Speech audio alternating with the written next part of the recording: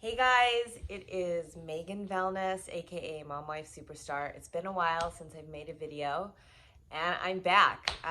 Amidst this coronavirus pandemonium, I decided it's time for me to get back on YouTube and share my opinion, since I know so many people are sharing their opinions. And I just think I have some little golden nuggets of wisdom that might help you during this process. Okay, so what's happening right now um, is a global pandemic. It's very interesting because it's been a long time since we've had something that really truly affects every person in the globe that we talk about, because there's a lot of things that affect all of us that nobody really talks about, the media doesn't give a lot of attention to, but this is something that is. And I like to think of it that as something that is happening for us, not to us. This is a time of big shifts, of paradigm changes. Things are going to rapidly change here. They are rapidly changing. I have a much more positive um, view and perspective of what's happening right now than maybe a lot of people. I've sort of isolated myself at this time with my family. I've gotten off of social media. Um, just because I really wanted to curate my own news sources and so not be exposed to too much fear mongering. Not that it's all totally unnecessary, but I think a lot of it is. So I'm here to share a more positive perspective with you. I'm going to get back on social media. I'm ready. I have centered myself, and I really, that was the most important thing to me right now, is to stay in my center and to find it. And of course, like everybody else, this is bringing up some feelings of anxiety um, and a little bit of fear, but I have tempered those, and I really feel like I've found my center again through meditation and just, connecting within and just realizing that this, I'm going to say it again, is not something happening to us, as we are all creators of our own reality and collectively creating a reality together with our 7 billion co-creators. This is happening for us. Now, my specialty as a mom, wife, superstar is being a mom, being a family lady. I have a business as well, a real estate business, but I really don't, I'm not the prime person there. That's my husband. I'm just sort of backup, behind the scenes kind of stuff. So I'm here to talk today about homeschooling, because so many people now, their kids are home from school and they're like, what the hell do we do? As a seasoned homeschooler, been doing this for 7 years now, I have some tips to share with you. Now, I am not your typical homeschooler. I don't do school at home. We are a small segment of the whole homeschooling pie called unschoolers. And unschoolers, really, it's not child-led learning, because we don't just wait for the children to show us what they want.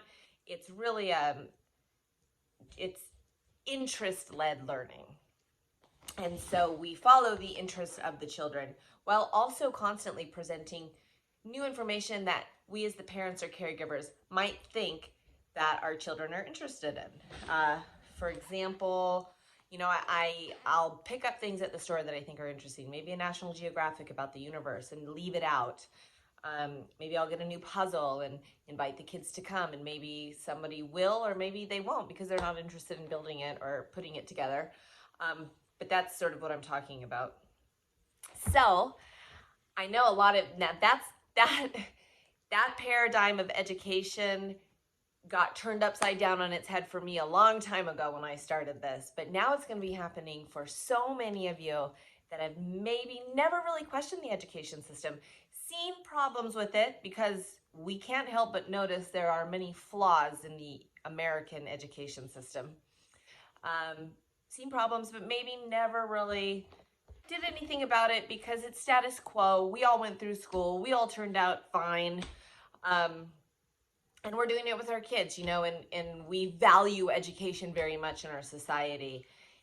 Letters behind or before names are a big deal. We take people a bit more serious if we know, hey, they went to Harvard. Oh, then, they're on a different level than the rest of us, which is fine, because they're more educated. They're specialized in their field. However, that does not make them any better or worse than any other human being on the planet. So, As many of you sort of shift into this new way of living, you've got your kids at home now, you're thinking, what the hell do I do? These kids are with me all day long. I know that's a big comment that I often hear when I tell people I homeschool. I never tell people I unschool unless I know them a little deeper, because that's just way too much to get into. But when I tell people I homeschool, a lot of times it's, how are you with your kids all day? And that always sort of triggers me, because I had these children and I didn't have them to put them away for 8 hours a day. Now, I know there's a lot of working parents out there, and I am not judging anyone for putting your kids in school, because sometimes that's your best option, and that's, you got to do what you got to do. So this is not out of judgment, but this is just out of understanding. Like, if I have my kids home, yes, it's implied that I'm going to be home with them all day. And sometimes I'm not home with them all day. You know, I live a privileged life. I'm going to say that right now. I have help. Now, during this time, I don't have help. I have somebody who usually comes 3 to 4 days a week from 8 to 3, and she just helps me take care of all that little stuff that you guys know pile up, you know, laundry, dishes. She just helps me. I have a 10-month-old.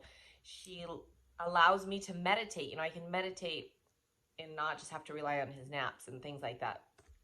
So she's not here. She's staying home, and I told her that was fine, because this is just a time, I think, where we all really need to be with our families and go inward and really reassess what's important to us. And so she's home. And so right now I don't have help. I have my husband. He's upstairs watching the baby right now, so I can make this video. But a lot of us, you know, a lot of moms, we're all home right now. We're all working remotely. We're working from our homes. We're not going to the office. Things are different. The status quo is being shaken up. Things are changing. Paradigms will crumble. New ones will be built. This is a time of hope. It's not going to be comfortable. It might not always be fun, but let me tell you, the results are going to be incredible. So this is your time to spend with your children and maybe reconnect with them on levels that you haven't been able to do in a while, because you've been busy working, they've been in school, life is crazy, life is busy. Everybody you talk to, I'm busy, I got this, I got that, everybody's running around, myself included. This family gets great, like, we have so much going on sometimes, and now, you know what, everything is shutting down, and we have to go within and connect with ourselves, reconnect with our children, our significant others, our partners, whoever that may be for you. Maybe you don't have one. Maybe it's just you and the kids. And this is really a time where you can come together. So I know there's a lot of online schooling going on. A lot of schools have shifted to that mode, but that is different than regular school, because kids are still home. And so what do? So my first suggestion, and I'm going to make a little bit of series of these videos. My first suggestion is to possibly take this next week and just let the kids chill out, and let yourself chill out with the kids. Now, you got to work, you got to get your stuff done, got to pay bills. But you can still do all that while allowing a sense of peace to come over your home. There is enough anxiety and fear out there for the next 100 years. Create a center of peace and of calm within your own home. Make that happen. You can do that. You can do that for yourself, and you can do that for your children. This is a time to just be with them, to remember how to play. Have you forgotten how to play? I know a lot of adults that have forgotten that skill, and it's a beautiful skill to reconnect with within yourself. We all have the ability. As humans, we are so blessed because we have these amazing frontal cortexes that allow us to be adaptable and creative and playful. And so this is a time to slow it all down. We're being forced to slow it down, to go within, to connect with those that matter most to us, and to show your children what it is to be centered through the storm. There can be storms around us, but we can be in the eye of it, where it is calm and it is still. And we can play in the eye of that storm. We can create something new. When the dust settles and it's time to build again, we will have the resources within us to do that, and to create new, better, everything. Education systems, political systems, hunger systems, healthcare systems, food, everything, humanity, together, connected. We can do that. We have survived so much as humans. Holocausts, famines, fascism, communism, police states. There are still people that live every day in a police state. I'm talking about North Korea. Lives that we can't imagine. We as Americans are so privileged. Even the poor among us are privileged because there are resources. Even the people that maybe they're just making their rent every month, they're still privileged because if they're hungry and they want to go to the store, they can go, and there's choices, thousands of choices of stores. You can go to the 99-cent store, or you can go to Erewhon. Choices of how much you want to spend and everything in between. We are resilient creatures as humans, so please don't let this put you down. Let it slow you down, but don't let it knock you down. Don't let it overcome who you are, because who you are is a fun, beautiful, worthy, amazing participant in this game of life. And right now, I've been thinking about the saying, when the going gets tough, the tough get going, that little cliche. Now is a time to be tough and yet soft, to not allow this outside world to penetrate, and that's the toughness, but a softness within. And that softness is what you want to lend to your children. Be soft with them. This is a time they're scared too. So just let the chips fall where they may. Let this next week, just let a week go by. Look, if they don't do schoolwork for the next week, or if they do and they do online and they kind of half-ass it, that doesn't mean the rest of their life. That doesn't mean that their whole life is going to go off track. It just means that they're adaptable and they're seeing you adapt to the situation. So take just this next week and just let it flow. Have fun with your kids. Play with them. Reduce the restrictions. No bedtimes. Watch movies. Make popcorn. Make slime. Go to the park. Get outside. The weather in California here has been quite rainy, but today it is gorgeous and we're going to the park. And we'll wash our hands when we get home. Take this time to talk to them about helping those that are vulnerable.